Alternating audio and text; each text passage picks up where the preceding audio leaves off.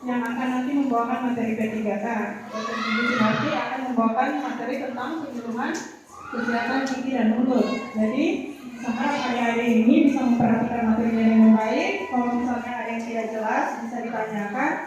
Siapa tahu ada dari adik-adik ini ada yang berminat menjadi dokter beneran. Setidaknya sudah ada ilmunya ya yang kita bekali dari Puskesmas Wajo ya. Atau mungkin yang tadinya bukan cita-citanya dokter, tapi setelah mendengarkan materi ini tertarik lalu mau pengen jadi dokter ya.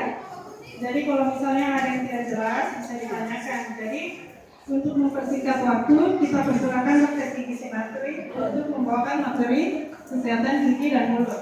Kepada Dr. Sunarti kami persilakan.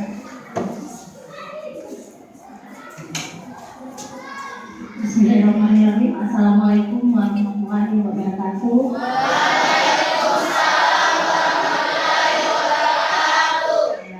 Adik-adik, seperti tadi disampaikan bahwa pada pagi hari ini saya Dr. Gigi Sunarti akan menyampaikan materi sehubungan dengan kesehatan gigi dan mulut ya.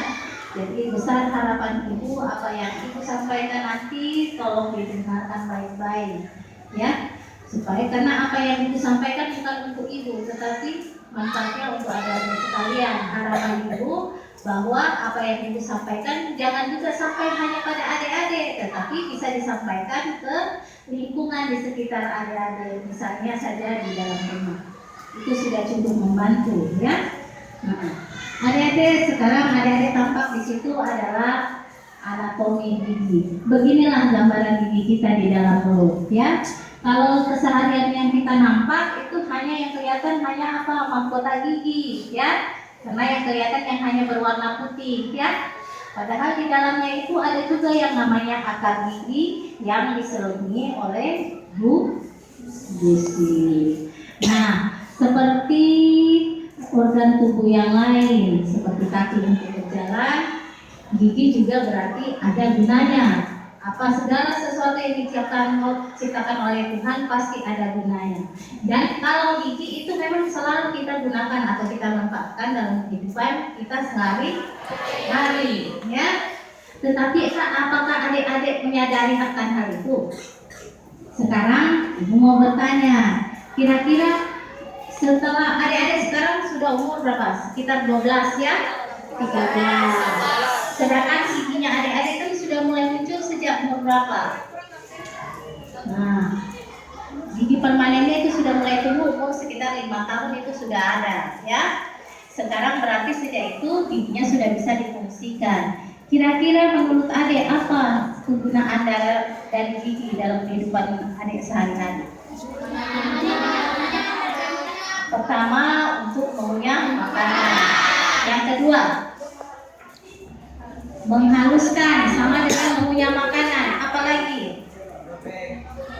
Jadi bisa dibayangkan adik-adik bagaimana makanan itu bisa kita cerna tanpa ada gigi. Jadi langsung kita telan. Jadi susah ya. Apalagi kalau kita makan daging terus langsung kita telan. Bisa-bisa kita tersedap ya. Nah, apa? Manfaat yang kedua apa? Untuk apa? Sekarang ibu lagi apa? Berbicara. Bisa kita bayangkan bagaimana kita berbicara tanpa ada gigi?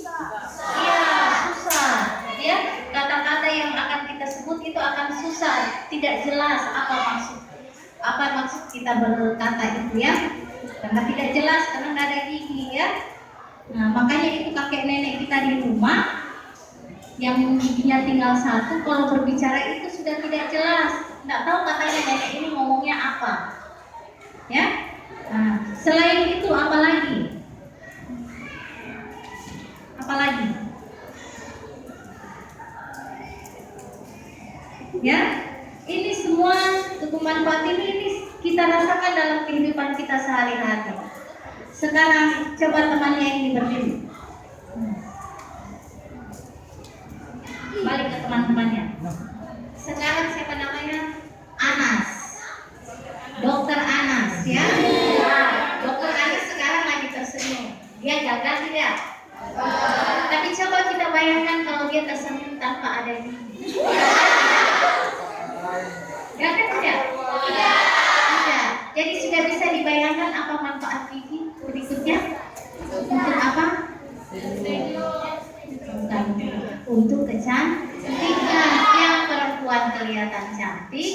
lagi kelihatan gatal. Jadi fungsi gigi dalam hal ini adalah sebagai estetika ya, untuk kecantikan ya. Makanya biar Ariel Noah itu katanya adik-adik bilang gagah, tapi coba kalau adik-adik bayangkan dia tidak ada giginya, dia tetap gagah tidak? Nah, bakalan ada yang mau fans sama dia karena dia tidak punya gigi, ya. Begitupun juga dia mau menyanyi juga dia akan susah karena dia tidak punya gigi, ya. Jadi itu adik-adik sudah pahami ya. Jadi di dalam mulut ternyata itu memang manfaatnya besar dalam kehidupan kita sehari-hari. Jadi bisa kita bayangkan bagaimana kalau gigi itu tidak ada dalam tubuh kita ya. Jadi kita susah, betul-betul susah.